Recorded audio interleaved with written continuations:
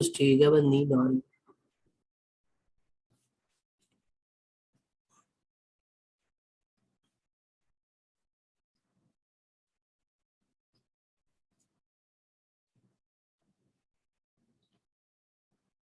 Friday को पता तो है क्लास लेट स्टार्ट होती है, तो अंडरस्टूड है।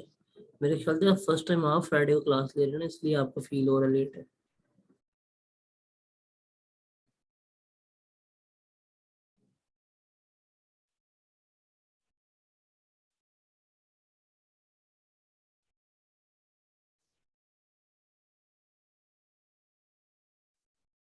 लास्ट लेक्चर से कोई सवाल नहीं है अपॉइंटमेंट वगैरह से, सब कुछ क्लियर है।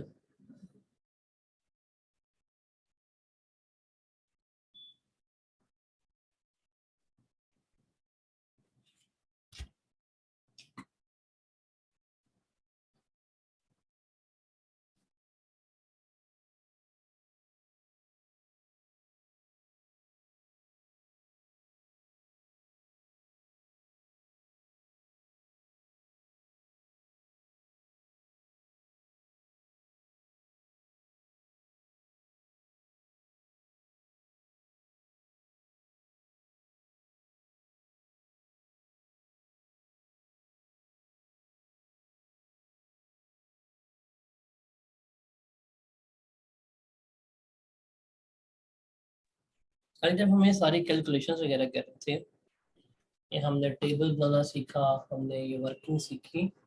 अब इससे रिलेटेड ही हम बाकी चीजें देखते हैं। ये टेबल था, मैंने कहा था इस टेबल को समझ लें। जब भी आपके पास अपॉर्चनमेंट का केस आएगा, आपने इस तरह ही क्या करनी है, एसेट्स की अपॉर्चनमेंट करनी है। अब इस टेबल में तो कोई किसी का मसला नहीं ना, अपॉर्चनमेंट की क्या हो रही है किस तरह नहीं हो रही, ये क्लियर कट समझ आ गया ना।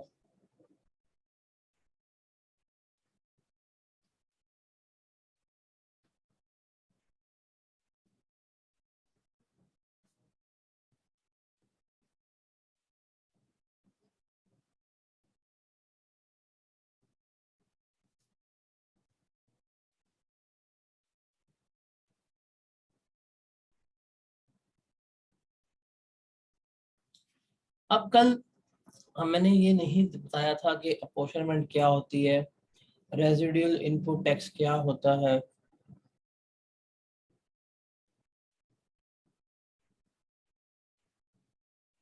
अब हम इसको देखते हैं कि रेजिडुअल इनपुट टैक्स क्रेडिट किसे कहते हैं, अपॉर्चनमेंट क्या होती है, बिकॉज अब इसको समझना जो है वो ज्यादा इजी है। अगर मैं पहले आपको अंग्रेजी समझाता तो आपको शायद ये कभी भी समझ नहीं आनी थी। नाउ आपने बस ये टेबल या ये एग्जांपल्स जो है वो अपने माइंड में रखनी है इस चीज को अंडरस्टैंड करने के लिए। देखिए हमें ये तो पता है कि अगर हमारा कॉमन इनपुट टैक्स हो तो हम उसे क्या करेंगे, हम उसे अपोर्शन करेंगे, हम उसकी अपोर्शनमेंट वगैरह कर रहे होंगे। बिकॉज अगर इनपुट टैक्स एक है और सप्लाईज जो है वो हमारी मल्टीपल हो रही हैं, तो फिर उसमें क्या होगा, उसकी वजह से हम क्या कर रहे होंगे, उसको अपोर्शनमेंट कर रहे होते हैं। हमें टैक्सेबल सप्लाईज के अगेंस्ट रेलेवेंट आंसर चाहिए, हमें एग्जाम्ड सप्लाईज के अगेंस्ट रेलेवेंट आंसर चाहिए होगा, और हमें जीरो रेटेड सप्लाईज के अगेंस्ट भी इनपुट टैक्स का जो रेलेवेंट एरिया होगा हमें वो चाहिए होता है। उसी हिसाब से हम क्लेम करते हैं, हम रिफंड क्लेम करते हैं, या हमारा इनपुट टैक्स जो है वो वेस्ट हो रहा होता है। अब ये चीज जो है उसको हम देखते हैं। ये देखें, ये जो हमने यहाँ पे ये पढ़ा था ना, ये वाला, ये जो हम तमाम ही कैलकुलेशंस वगैरह कर रहे थे अपॉर्चनमेंट की, या यहाँ पे ये जो हमने फॉर्मूला देखा था ये वाला, इसे हम क्या कहते हैं, इसे हम रेजिडुअल इनपुट टैक्स क्रेडिट कह रहे होते हैं। ये जो हमें अमाउंट मिलती है जो हमने क्लेम करनी होती है, ये हमारा रेजिडुअल इनपुट टैक्स क्रेडिट कह रहा होता है। अब कैसे हम कर रहे हैं, हम टैक्सेबल सप्लाईज को डिवाइड कर रहे हैं टोटल सप्लाईज से और मल्टीप्लाई कर रहे हैं इनपुट टैक्स से।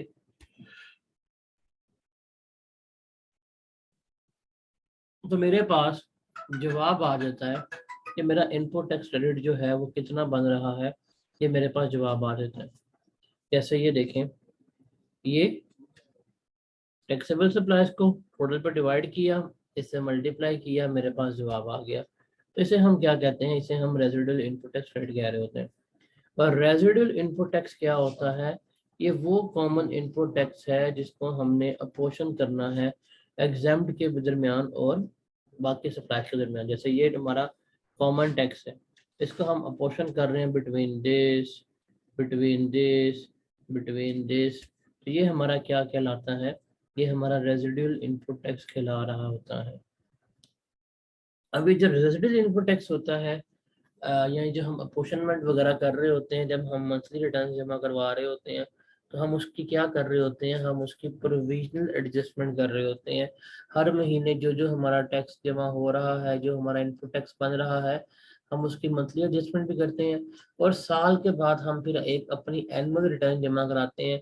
जो जो चीज़ें हमारी एडजस्ट होने वाली होती हैं फाइनल एडजस्टमेंट में, वो हम साल के बाद एक एडजस्टमेंट भी कर रहे होते हैं। अब अगर मैं पहले आपको बताता कि ये रेजिडेंट इनपुट टैक्स रेट इस तरह से क्लेम हो रहा है, रेजिडेंट इनपुट टैक्स हमारा इस तरह से क्लेम होना है, या ये हमारा रेजिडेंट इनपुट टैक्स है, तो तब आपको समझ नहीं आनी थी। अब आपको अगर टेबल समझ आ गया है अपोर्शनमेंट का, तो इस अपोर्शनमेंट के टेबल के बाद ये सारी कैलकुलेशंस करने के बाद अब आपका समझना कि रेजिडुअल इनपुट टैक्स क्रेडिट किसे कहते हैं और रेजिडुअल इनपुट टैक्स किसे कहते हैं, ये कोई प्रॉब्लम नहीं होना चाहिए। ये जरा रीड करें और बताएं इसमें कोई प्रॉब्लम है, जल्दी से शाबाश।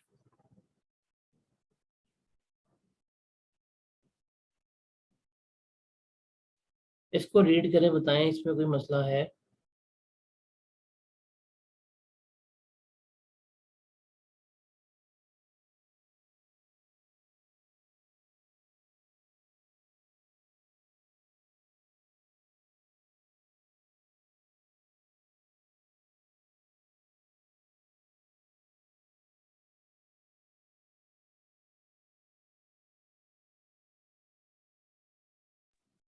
मम्मा रीड तो कर ले पहले ही, ओके है।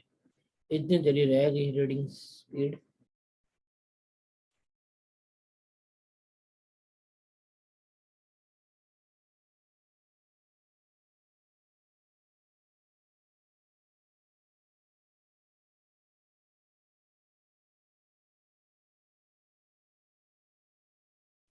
हाँ हाँ, वो बुक रीडिंग की वजह से।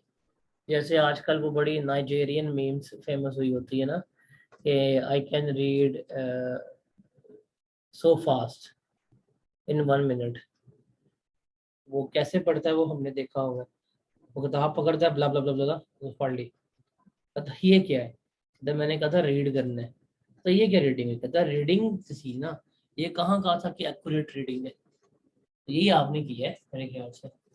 हाँ, 600 पेजेस पर मिनट था मेरे ख्याल से। आई कैन रीड 600 पेजेस पर मिनट।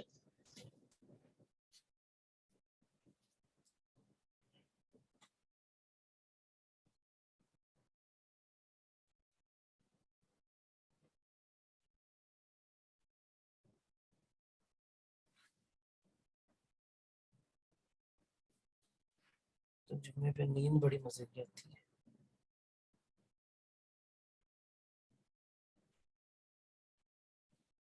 आगे चलें।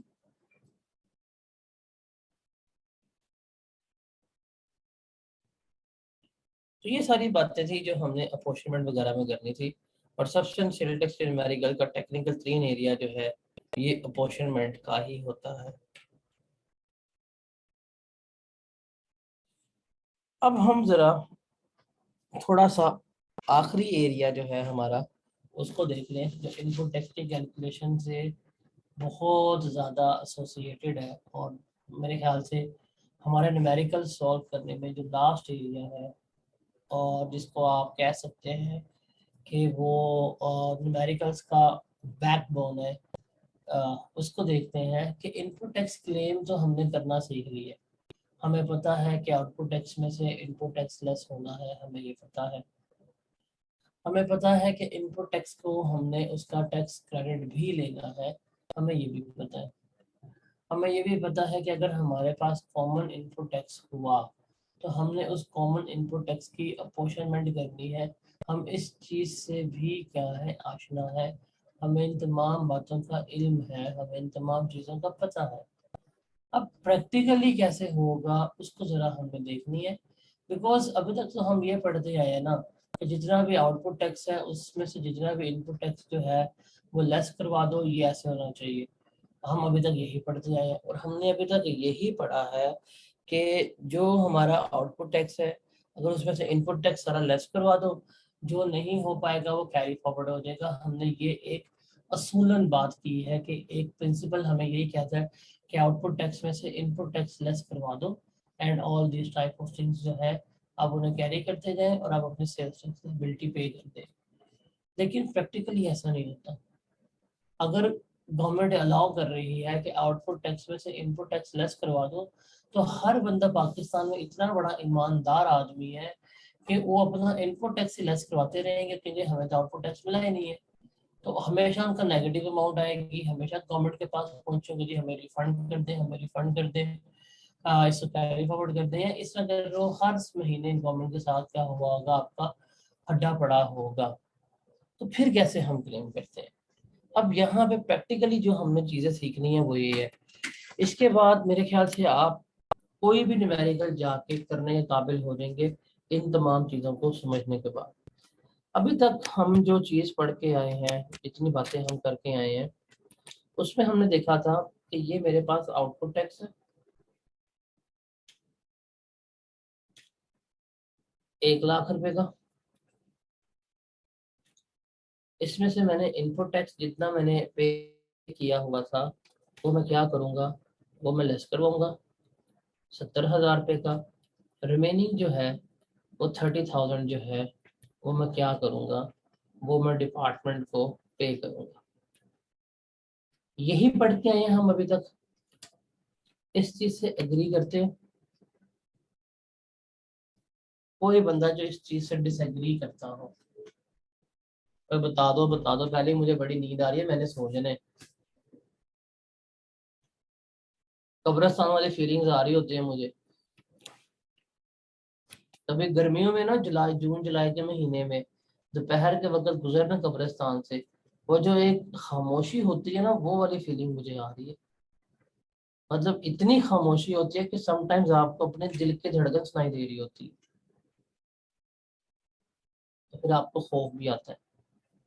ये जब ट्राई करना, जिनको है ना हॉन्टेड चीजें देखने का, जिनको हॉरर मूवीज देखने का शौक है, तो कभी इस चीज को ट्राई कीजिएगा। जून जुलाई का महीना हो, फुल जब सूरज आपके सर के ऊपर चढ़ा हो 2-1:30 बजे के करीब, हाँ,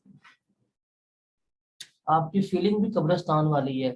और इन कब्रिस्तान में आप ऐसे लोग ही दफन होते हैं, बिकॉज जो आपकी वैल्यू है ना, आप अपनी वैल्यू के मुताबिक इन फीलिंग्स को डिजर्व करते हैं। ठीक है?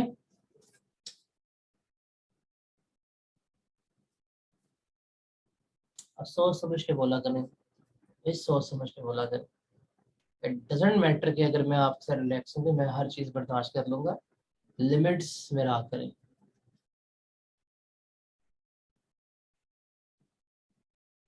हर बंदे को अपनी लिमिट्स का पता होना चाहिए, कहाँ पे आपकी बाउंड्रीज खत्म होती हैं और कहाँ तक आपको जाना वाला हो। एक अगले बंदे का अच्छे होने का मतलब ये नहीं है कि आपका जब दिल करे आप मुंह उठा कर जो मर्जी बात कह दे, अगला कुछ ना हो। कहने को बहुत कुछ होता है, लेकिन मसला ये है कि मैं कुछ कहता नहीं हूँ, बिकॉज आप इतने वैल्यूएबल नहीं है मेरे लिए कि मैं आपको आपकी बात का उस टोन में या उस वर्ड्स में जवाब दूँ। जो वैल्यूएबल होगा उनको मैं जवाब देता हूँ। फीलिंग्स भी कब्रिस्तान वाली है कि नहीं है? ठीक है, चलिए, ये हम पढ़ के आए हैं, इससे सारे एग्री कर रहे हैं? ये हमने ठीक पढ़ा है अभी तक? चलें, output tax 1.5 lakh, input tax 1,35,000, 15,000 payable. इससे भी एग्री कर रहे हैं?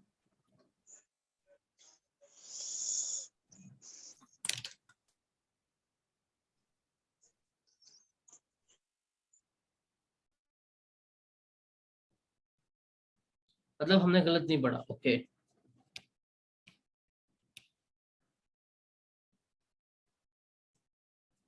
और अगर मेरा आउटपुट टैक्स हो 2 लाख,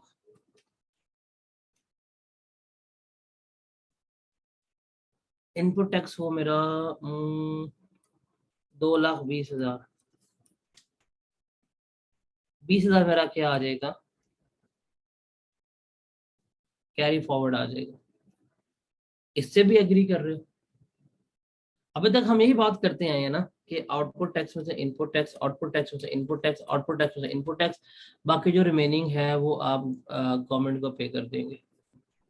यही अभी तक पढ़ते आए हैं ना।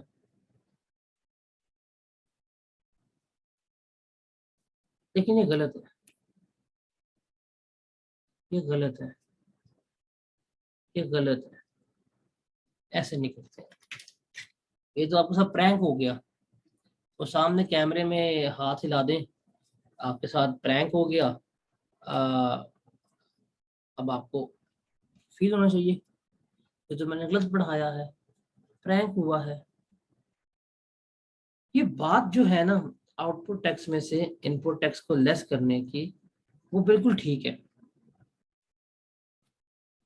वो बिल्कुल ठीक है। लेकिन ऐसे नहीं करते। ये जो इनपुट टैक्स है ना, इनपुट टैक्स, इसके ऊपर रिस्ट्रिक्शन है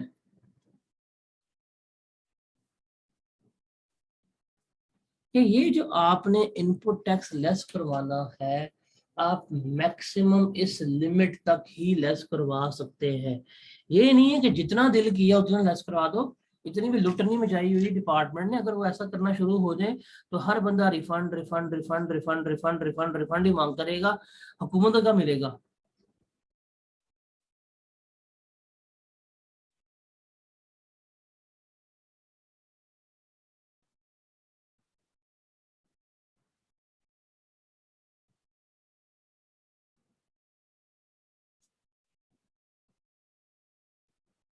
अब खुद बताएं, अगर ये गवर्नमेंट लिमिट ना लगाए तो हर बंदा ओवर बाइंग कर ले हर महीने, और कह दिए मेरा तो इनपुट टैक्स इतना ज्यादा हो गया, तो क्या वो गवर्नमेंट को कुछ पे कर रहा होगा? नहीं।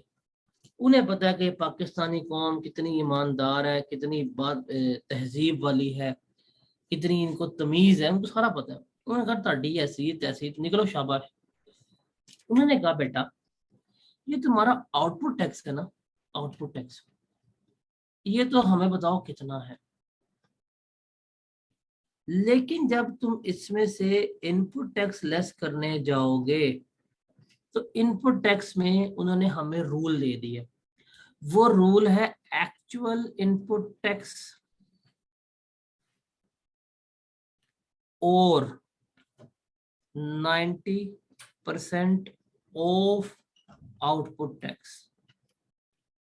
जो इनमें से लोअर है वो हम क्लेम कर सकते हैं। अब देखो, एक्चुअल इनपुट टैक्स है हमारे पास 2,20,000। 90% ऑफ आउटपुट टैक्स कितना आएगा?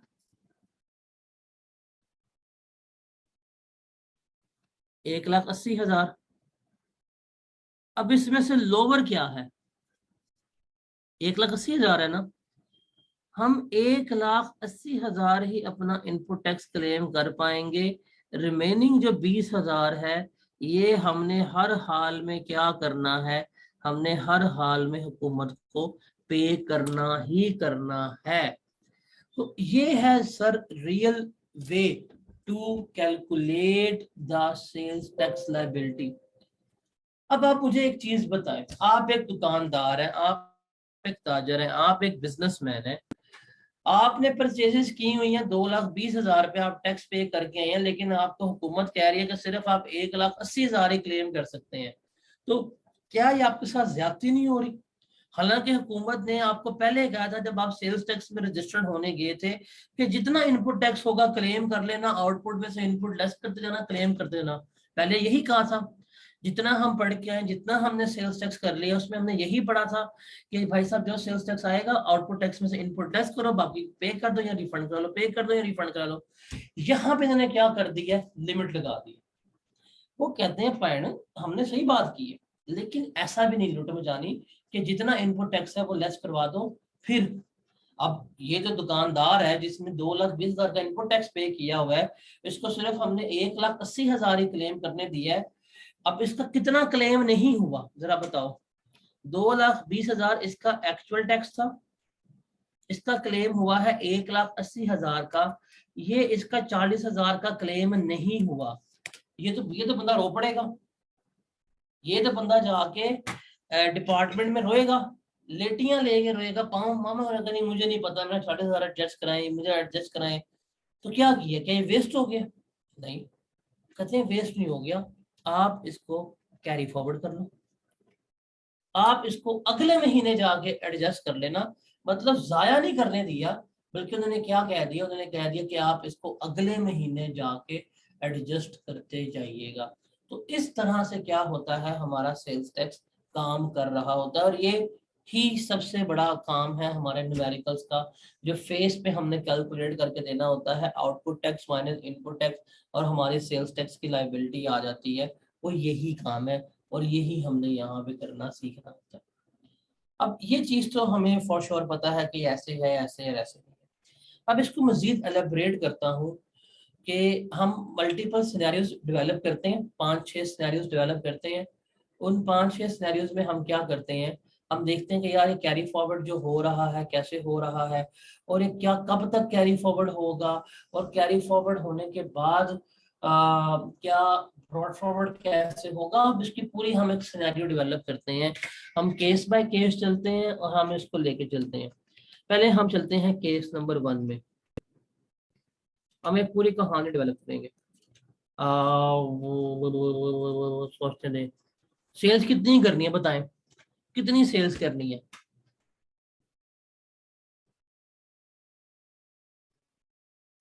आपकी कॉल है।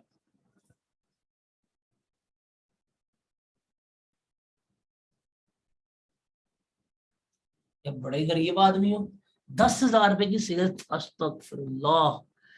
ये मुझे वही फीलिंग आई है कि एक दफा ना एक पठान को ना एक चिराग मिलता है अलादीन का, वो उसको रगड़ता है, जिन सामने आ जाता है, कहता है जी हुक्म मेरे आका, क्या ख्वाहिश है आपकी। वो पठान, कोई पठान बंदा माइंड ना करे, मैं किसी की जात वगैरह पे हमला नहीं कर रहा, जो चाहिए चल हम शख्स कहते हैं। वो शख्स कहता है जी, जिनको रगड़ता है, जी मुझे एक कोठी चाहिए। वो कहता है ये लो। सेकंड विश, कि मुझे इस कोठी में गाड़ियां शाड़ियां सब कुछ चाहिए और मुझे साथ एक गन भी चाहिए। वो गन भी आ जाती है। थर्ड विश, कि अब मुझे इस कोठी का वॉचमैन लगना है, चौकीदार लगना है। मतलब लाइक एकदम से आपने वक्त बदल दिए, जज्बात बदल दिए, हालात बदल दिए। मैं कह रहा हूँ सेल्स बता के अंदर 10,000 की सेल्स, अस्तगफिरुल्लाह। ये कौम का कुछ नहीं हो सकता, ये कौम नहीं अमीर हो सकती। मैं हिसाब लगा लिया, मैं मायूस हो गया हूँ। मुझे आपने भाई फुल टाइम मायूस कर दिया। 10,000, ओहो, इट वॉज टोटली मायूसी। मैंने कहा कोई 10 करोड़ कहते, 20 करोड़ कहते, 30 करोड़ कहते, मतलब ऐसी भी क्या है कि ख्वाबों में भी आप करोड़ नहीं सोच सकते। इतना भी मतलब आपको अपने ऊपर यकीन नहीं कि ख्वाब ही करोड़ का आ जाए।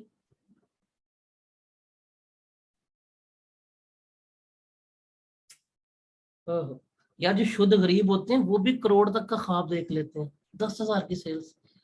ओए होए होए, ये दुनिया पित्तल दी।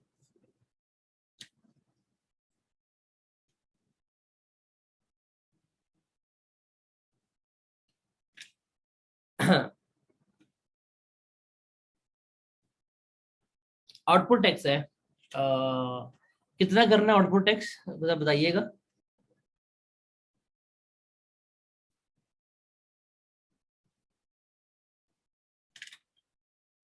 देखा यार, अंतर तूने तो आज बेइज्जती करा दी है यार। अगर ये कोई फीमेल कहती तो मैं उसको आज वुमेन कह सकता था, मैं यहाँ पे कॉफी का कप ड्रॉप कर सकता था। मैंने क्या कितना आउटपुट टैक्स रखना है, तूने क्या 500 मिलियन का आउटपुट टैक्स रखना है। ओ भाई मैं सेल्स नहीं पूछी थी, कहाँ रहते हो। ओहो यार, आप लोगों को तो नंबर से मैं घुमा सकता हूँ अच्छा खासा।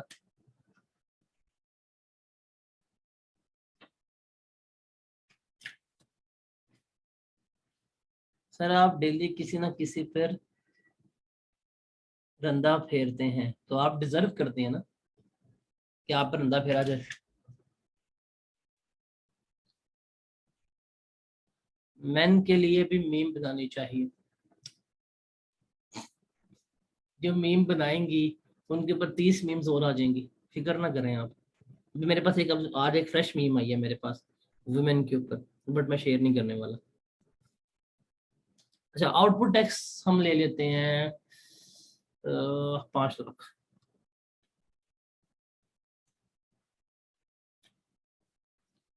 लेस करना है हमने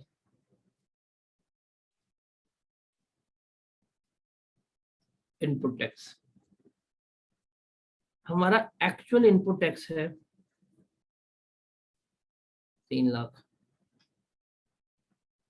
और 90% ऑफ 5 लाख होगा 4,50,000। अब लोअर तो 3 लाख ही है ना, तो हम क्या कर लेंगे, 3 लाख यहाँ पे लेस करवा देंगे और 2 लाख जो है वो हुकूमत को पे कर देंगे। इस सिनेरियो में जो भी इसका इनपुट टैक्स था, क्या वो सारे का सारा क्लेम हो गया। इसने हकीकत में इतना इनपुट टैक्स पे किया था, इसका सारा क्लेम हो गया ना, सारा इसने एडजस्ट करवा लिया। ठीक है, ये थी आम जिंदगी। अब हम चलते हैं मेंटोज वाली जिंदगी में। आउटपुट टैक्स है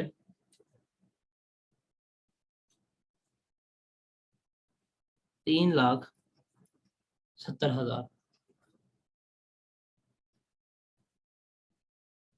इनपुट टैक्स इसका आया है 3,35,000। रिक्वायरमेंट है सेल्स टैक्स पेएबल निकालना, निकाल लेते हैं। मसला ही कोई नहीं सर जी, मसला ही कोई नहीं है हमारे लिए। हम पकड़ लेंगे अपना आउटपुट टैक्स 3,70,000, लेस करेंगे इनपुट टैक्स, और वो होगा एक्चुअल, दैट इज 335,000, और 90% ऑफ आउटपुट टैक्स।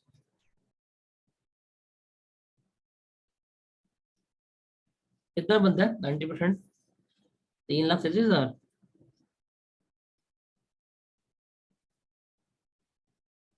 लोअर कितने, 3,33 है। हम ये लेस करवाएंगे, रिमेनिंग कितना आ जाएगा, 37,000। ये हम क्या करेंगे,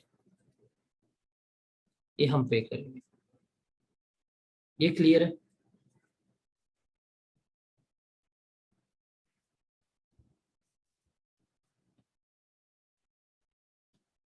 केस 3 पे चलो। आपने सेल्स की हैं 18 लाख की, आपने परचेजेस की हैं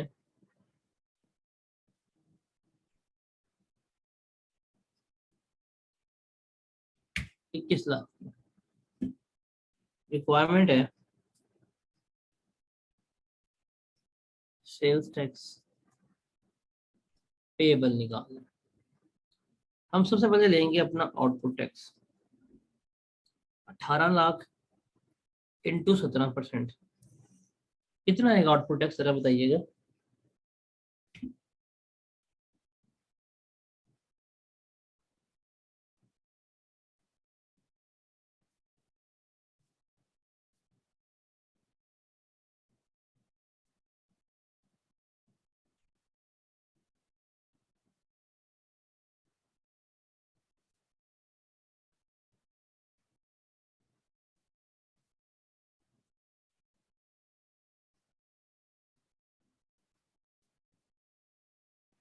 3,06,000।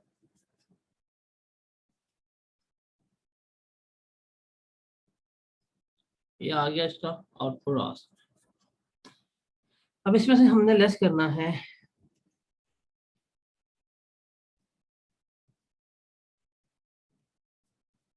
Input tax. 21 लाख का 17% कितना बनता है? ये आ जाएगा हमारे पास एक्चुअल। एक्चुअल कितना है?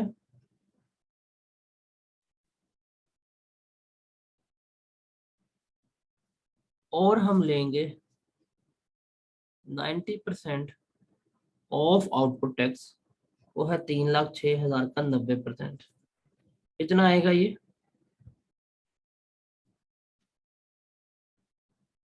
275,400। दोनों में से लोअर कौन सा है? लोअर है जी 275,400। ये हम लेस करेंगे,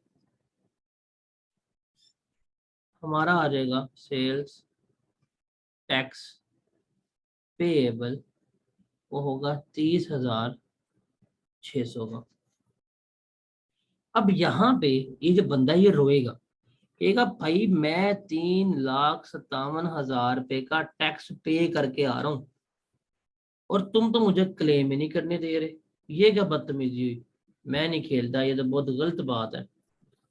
अच्छा, इन्होंने कहा रोना नहीं है, एकदम चुप। तुम्हारा टैक्स कितना था? 3,57। तुम कितना क्लेम कर पाए हो? 275,400। कितना क्लेम नहीं कर पाए जरा बताइएगा।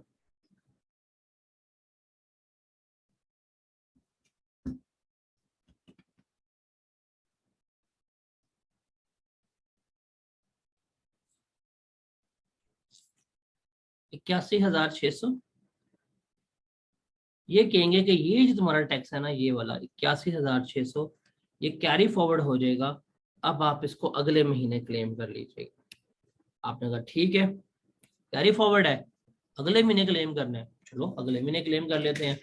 अब आप यहां से उठ के अगले महीने पे आगे केस 4 पे आपकी सेल्स हैं जी इस महीने 22 लाख की,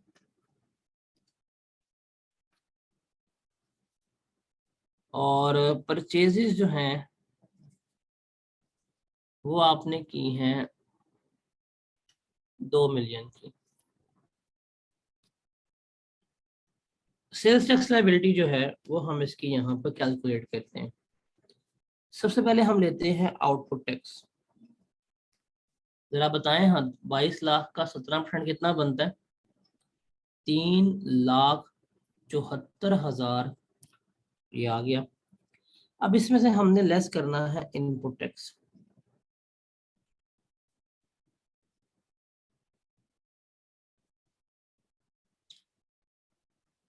ये कितना बनेगा? 2 मिलियन का 3,54 354 340 सॉरी 340 ये बन रहा है। ओके, अब इस इनपुट टैक्स में से ना लेस करना है, तो ध्यान से देखिएगा। जब इनपुट टैक्स लेस करने आएगा, ये कहेगा यार पिछले महीने मैं 81,600 तो क्लेम कर ही नहीं पाया था। तो सबसे पहले लिखेगा एक्चुअल इनपुट टैक्स। इस एक्चुअल इनपुट टैक्स में इसका ये जो पिछले महीने क्लेम नहीं हो पाया था, ये आ जाएगा ब्रॉड फॉरवर्ड होके 81,600। अब इसका input tax for the month कितना बनता है? इसने परचेजेस की थी 2 मिलियन की, इसका input tax for the month बनता है 3,40,000 का। इसको जमा करेंगे तो इसका आएगा एक्चुअल इनपुट टैक्स कितना बनता है बताइएगा। ये बनेगा 4,41,600। ये है, हाँ सॉरी 4,2 आएगा 421,600। ये इसका बन रहा है actual input tax for the year. अब इस actual input tax for the year में देखो, ये जो 81,600 है ये कहाँ से आया है? ये 81,600 ये जो पिछले महीने वो क्लेम नहीं कर पाया था, जो डिपार्टमेंट ने कहा था तुम कैरी फॉरवर्ड कर लो, तो वो कैरी फॉरवर्ड करके कहाँ पे ले आया है? वो उसको इस महीने ले आया, और इस महीने का जो इसका अपना एक्चुअल इनपुट टैक्स बन रहा था वो इसने यहाँ पे लिख लिया, वो है जी 3,40,000। तो टोटल इनपुट टैक्स इसका इस महीने में क्लेम करने वाला कितना है? 4,21,600 रुपीज बन रहे हैं। ये क्लियर है?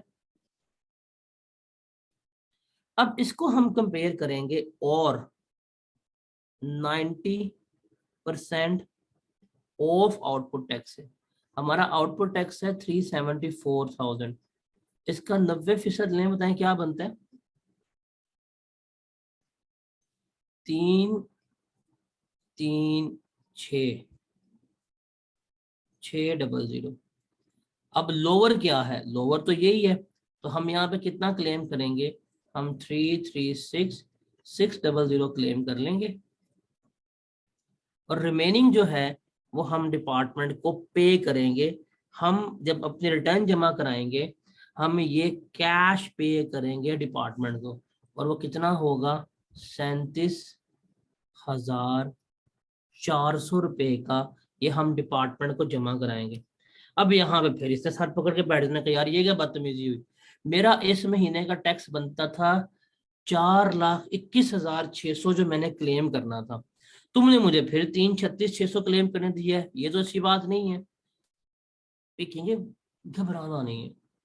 सबसे पहले उसने आपको कहना है कि आपने घबराना नहीं है। कितना टैक्स था? 421,600। कितना क्लेम कर पाए हो? 3,3,6,600। कितना क्लेम नहीं कर पाए जरा बताइएगा।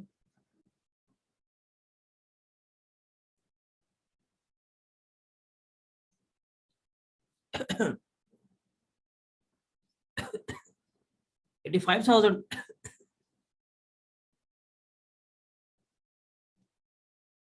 कोई मसला ही नहीं है, कैरी फॉरवर्ड कर लो, अगले महीने जाके एडजस्ट कर लेगा। हमने कहा ठीक है भाई, ये चंगे तुम्हें ड्रामे बनाए हुए हैं, एडजस्ट पे एडजस्ट कराई जा रहे हो, अगले महीने चले जाते हैं। केस नंबर 5 पे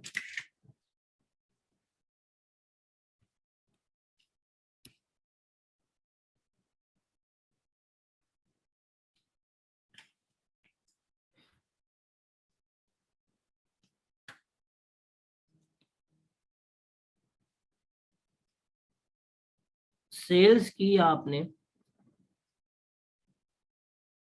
25 लाख की, 17% कितना बनता है?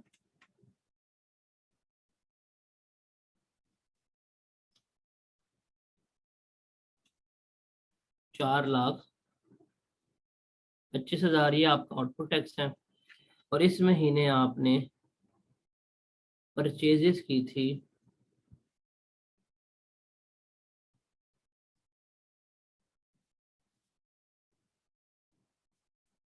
21 लाख की। कितना बनेगा बताइएगा जरा।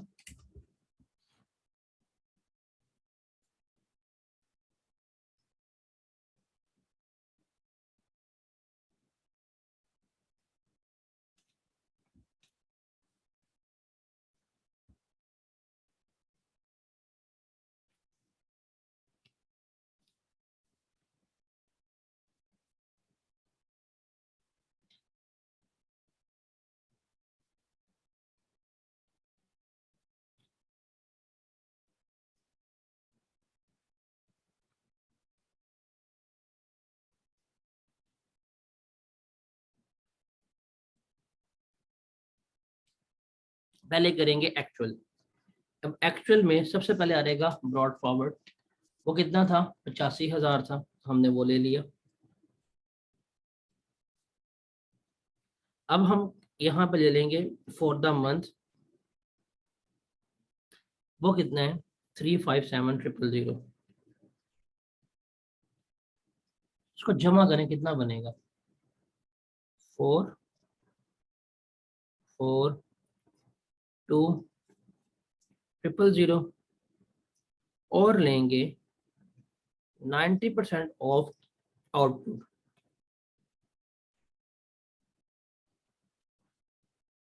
कितना बनेगा 90% ऑफ आउटपुट? 382,500। लोअर क्लेम होगा 382,500 लेस करवाएंगे, 42,500 जो है आप पे करेंगे। फिर पंगा पड़ गया, फिर कैरी फॉरवर्ड आ गया। अब आप कहेंगे यार ये तो बदतमीजी है। आपका इस माह का टैक्स था 4,42,000 और आप कितना क्लेम कर पाए हैं? 3,82,500 क्लेम कर पाए हैं। कितना कैरी फॉरवर्ड होगा?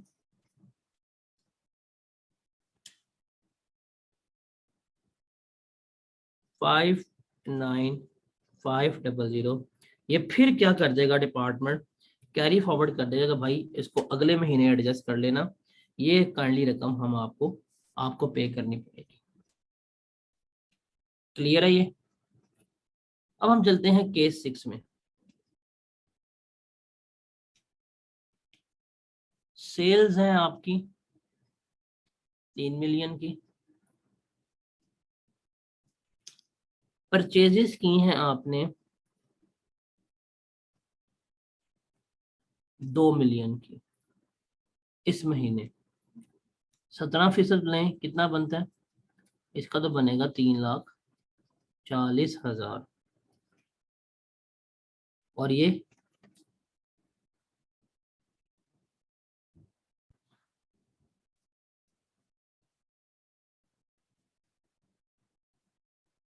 ₹5,10,000।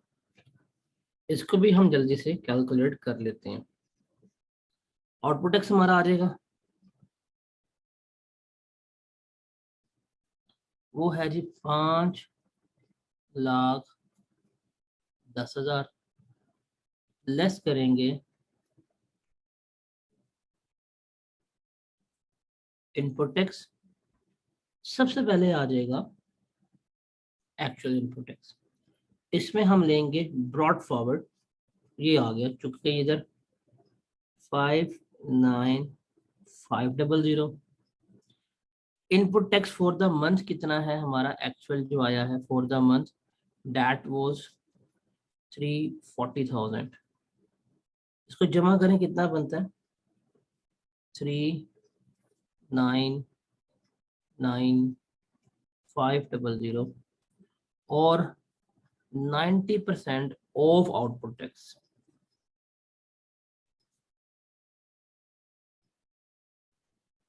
कितना बनेगा? 4,59,000। अब इसमें से लोअर कौन सा? लोअर तो है इस दफा हमारा एक्चुअल, हम 3,99,500 लेस करवा देंगे। रिमेनिंग कितना आएगा हम पे करेंगे?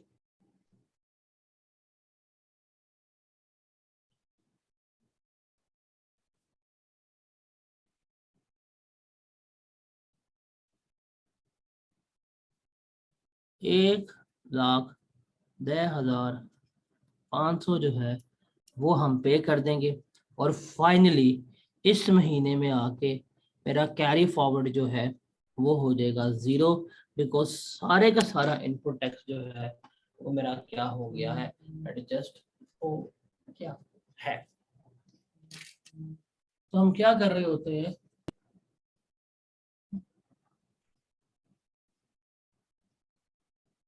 इस तरह से हम ये तमाम चीजों को कैलकुलेट कर रहे होते हैं। जी जनाब, ये एग्जाम्पल समझने के बाद अब क्लियर है। ये हमारे न्यूमेरिकल्स इस तरह से होते हैं। आउटपुट टैक्स हम अपना कैलकुलेट करते हैं और उनमें से जब इनपुट टैक्स लेस करना होता है तो इनपुट टैक्स हम इस तरह से लेस करा रहे होते हैं। अगर ये इस दफा भी एडजस्ट ना हुआ होता तो हम फिर कैरी फॉरवर्ड कर लेते। कैरी फॉरवर्ड हम करते रहेंगे। कब तक करेंगे? यहाँ पे कोई टाइम पीरियड नहीं है कैरी फॉरवर्ड करने का। क्या होगा? जब तक है जान उस वक्त तक कैरी फॉरवर्ड करते रहना, अपनी जान या कोई भी जान आपकी जब तक है उस वक्त तक आप इसे कैरी फॉरवर्ड करते रहिए। जब तक एडजस्ट नहीं हो जाएगा आप इसे कैरी फॉरवर्ड करते जाएं, हर महीने के रिटर्न में डालते जाएं, करते जाएं। तो इस तरह से हम क्या कर रहे होते हैं, इस तरह से हम इसको लेकर चल रहे होते हैं। इस डेट क्लियर, समझ आई कि जो थी वो भी चली गई। और भाई इसमें क्यों करनी है हमने 6 माह के रिस्ट्रिक्शन अप्लाई, कह रहा हूँ जब नहीं होती फिर 6 माह के रिस्ट्रिक्शन।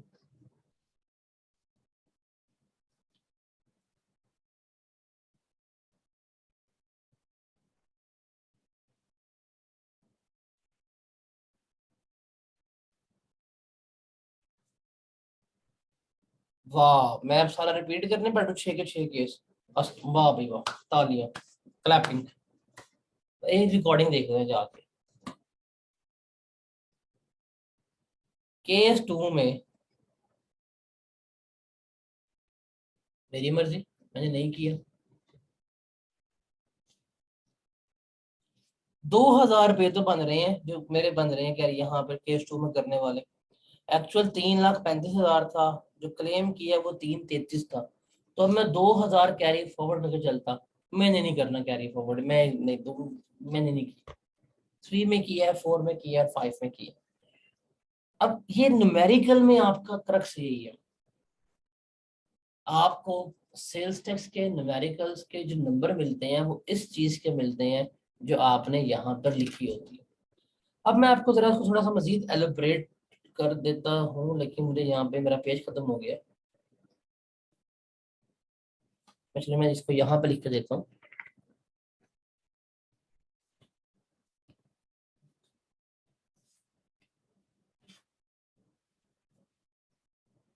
अच्छा, वो जो कल सवाल था ना कि हमने फिक्स एसेट्स को सेपरेट क्यों ट्रीट किया था, अ, इसके साथ क्यों ट्रीट नहीं किया था, उसका जवाब पता है क्या है? कि फिक्स एसेट के ऊपर ये 90% का रूल अप्लाई नहीं होता, इसलिए हम उसके टैक्स को अलग लेके चलते हैं। That was the answer of that question. अगर आप कोई मशीन लेते हैं, कोई एसेट वगैरह परचेज करते हैं, उसका जितना भी इनपुट टैक्स है वो सारे का सारा हम क्लेम कर सकते हैं, उसके ऊपर हम ये रिस्ट्रिक्शन अप्लाई नहीं करते। फिक्स एसेट्स के अलावा जितने भी हमारी परचेजेस होंगी, उन परचेजेस के ऊपर जितना भी टैक्स बनता होगा वो हम सारे का सारा क्या कर सकते हैं, क्लेम नहीं कर सकते। उसके ऊपर 90% के रिस्ट्रिक्शन का रूल अप्लाई होता है। तो ये चीज आपने याद रखनी है। तो मैं आपको न्यूमेरिकल का ना थोड़ा सा फॉर्मेट यहाँ पे लिख के देता हूँ, छोटू सा फॉर्मेट, नन्ना सा मुन्ना सा। फुल फ्लेज फॉर्मेट तो हम शायद कल या परसों डिस्कस कर रहे हो। जब हम न्यूमेरिकल में फेस के ऊपर काम कर रहे होते हैं, हम लेते हैं अपना आउटपुट टैक्स,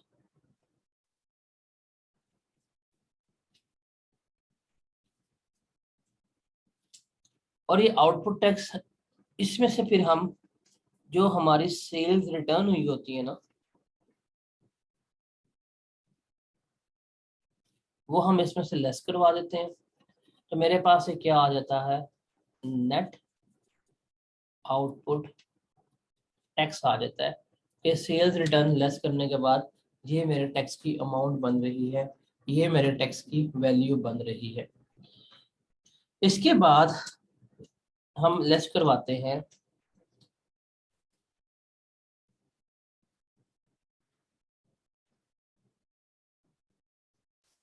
इनपुट टैक्स। अब इस इनपुट टैक्स में हम सबसे पहले लेते हैं एक्चुअल इनपुट टैक्स। अब इस एक्चुअल इनपुट टैक्स में हमारे पास आएगा ब्रॉड फॉरवर्ड इनपुट टैक्स, जो हमारा जो भी ब्रॉड फॉरवर्ड होता है हम उसको लिखते हैं, और यहाँ पे हम लिखते हैं input tax for the month. वो आ जाएगा यहाँ पे, और ये वर्किंग से आता है। ये कौन सा इनपुट टैक्स होगा आगे तो आपके जो सिनेरियोज हैं वो मुश्किल हो जाएंगे। ये जब हम अपोर्शनमेंट करते हैं ना, ये वाली अपोर्शनमेंट, इस अपोर्शनमेंट में हम ये टैक्स निकालते हैं, ये वाला। ये जो मैं कहा था वर्किंग सारी बनाएंगे, उस वर्किंग में से जो ये वाली अमाउंट होती है ना, ये जब हमने अपोर्शन कर लिया, हमें लग गया पता कि टैक्सेबल सप्लाईज के अगेंस्ट कौन सा टैक्स आ रहा है, हम ये वाली अमाउंट पकड़ते हैं अपोर्शन करने के बाद, और वो हम यहाँ पे लिखते हैं। तो ये मेरे पास टोटल इनपुट टैक्स आ जाएगा। अभी तो जो कि हम बड़े सीधे से सिनेरियो पढ़ रहे थे, यहाँ पे अपोर्शन वाला सीन नहीं था, बट रिमेंबर कि अगर पेपर में अपोर्शनमेंट वाला सीन होगा तो ये जो input tax for the month है, ये अपोर्शनड इनपुट टैक्स आएगा। न्यूमेरिकल्स प्रैक्टिस करेंगे तो ये आपको फिंगर टिप्स पे हो जाएगा। उसको हम फिर कंपेयर करेंगे और 90% ऑफ आउटपुट टैक्स से जो लोअर होगी वो हम यहाँ पे लेस करवा देंगे, और ये मेरा आ जाएगा सेल्स टैक्स लायबिलिटी। इसमें फिर हम ऐड करेंगे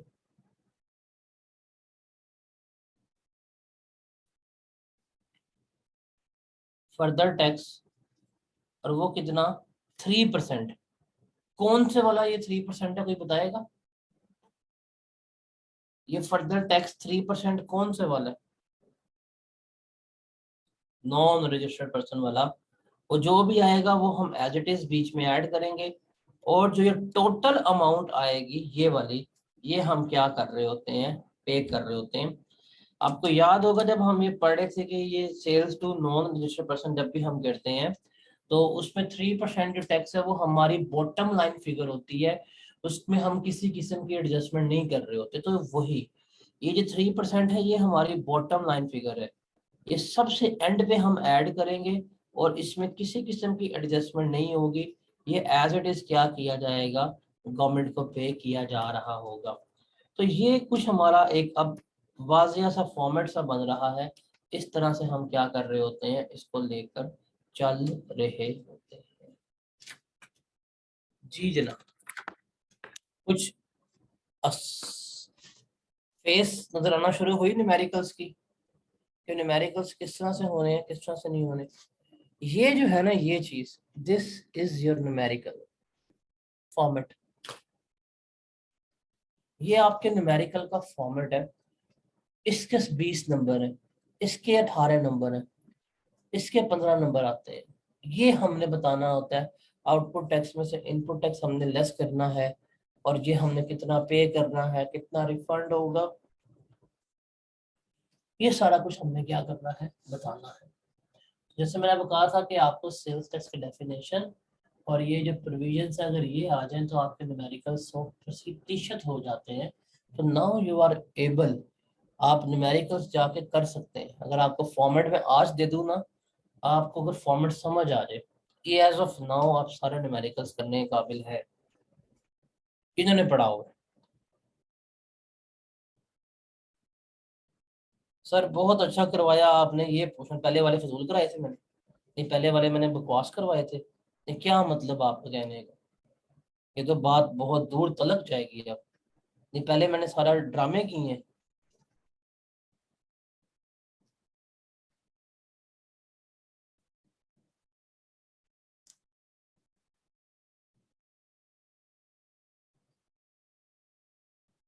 नहीं नहीं ये पोर्शन की बात कर रहे हो, आपने अच्छा करवाया है, इससे पहले अच्छा नहीं कराया था।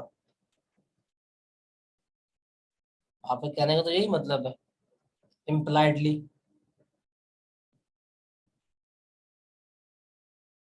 आप किसी से भी अपने क्लास फेलोशिप का आप ले लें, आपके कहने का तो यही मतलब है कि आज से पहले जितने लेक्चर में सारे फजूल थे, सिर्फ ये अच्छा होगा।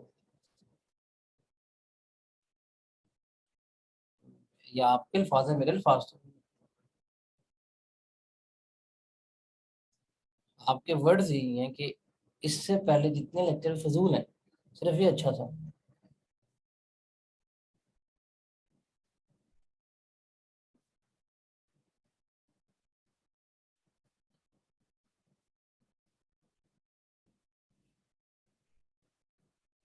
नहीं नहीं नहीं नहीं, डैमेज हैज बीन डन। अब इंशाल्लाह हम कल क्लास करते हैं, और कल हम इसको वाइंड अप कर देंगे। कल ये तमाम प्रोविजंस वगैरह हैं, अब डिसीजन रह गया है और मिसलेनियस एरियाज रह गए हैं, तो कल ये वाइंड अप हो जाएगा। मंडे को मैं आपको न्यूमेरिकल का फॉर्मेट बता दे सिखा दूंगा। और हाँ, अगले फिर वीक हम न्यूमेरिकल्स पास्ट पेपर और जो साथ छोटा सा रह गया ना एरिया रजिस्ट्रेशन डी रजिस्ट्रेशन वाला, वो कर लेंगे। वो जो रजिस्ट्रेशन डी रजिस्ट्रेशन का एरिया है ना, आप वो समझ लें कि वो 1.5 लेक्चर की मार है, तो वो भी हम कर लेंगे। और न्यूमेरिकल्स वगैरह भी हम फिर अगले वीक करेंगे। अगले वीक इसका टेस्ट है, और उसके बाद फिर वही होना है जो हाजी साहब ने किया हुआ पीटीआई के साथ। ठीक है जी, मिलते हैं इंशाल्लाह कल। और कंप्लीट दे करने दें, पीडीएफ कह रहा हूँ, अभी लास्ट ये रह गया, ये वाला डीसीएन रह गया, और ये मिसलेनियस कल खत्म कर दूंगा। कल मेरा क्लास करवाने को दिल नहीं है, बट करवानी पड़ेगी। मिलते हैं इंशाल्लाह कल। अल्लाह हाफिज।